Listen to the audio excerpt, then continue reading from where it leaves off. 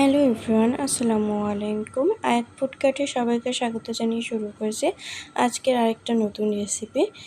আজকে আমি রান্না করব সয়াবিন। সয়াবিনটা এর আগে কখনো রান্না করিনি, ফার্স্ট টাইম রান্না করব। জানি না কেমন হবে, তবে আশা করছি ভালো হবে।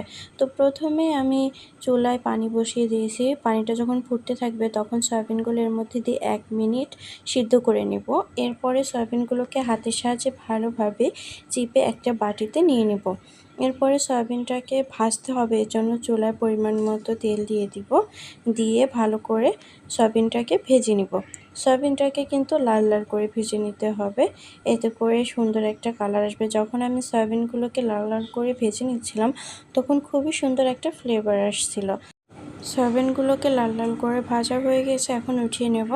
এখন হচ্ছে রান্না করব, এই জন্য ওই প্যানে পরিমাণ মতো তেল দিয়ে দিয়েছি। দিয়ে 2টা এলাচ আর 2টা দারচিনি দিয়ে দিয়েছি। এরপর পরিমাণ মতো পেঁয়াজ কুচি দিয়ে দিয়েছি। পেঁয়াজটাকে হালকা লাল লাল করে ভেজে নেব।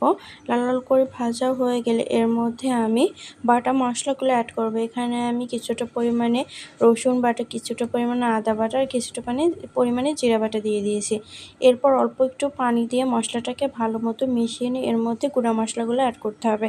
এখন দিয়ে দেবো পরিমাণ মতো লবণ, কিছুটা পরিমাণে হলুদের গুঁড়া, কিছুটা পরিমাণে ঝালের গুঁড়া, আর দিয়ে দেব ফ্লেভারের জন্য একটু গরম মশলার গুঁড়া। দিয়ে ভালো করে মশলাটাকে কষিয়ে নেব।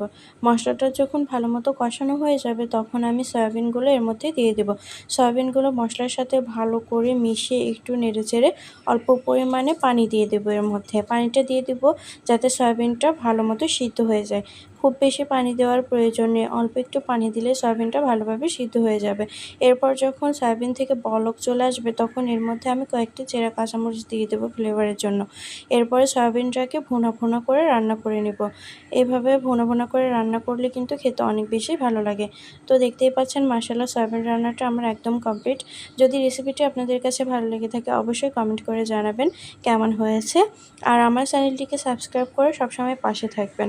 আল্লাহ হাফেজ।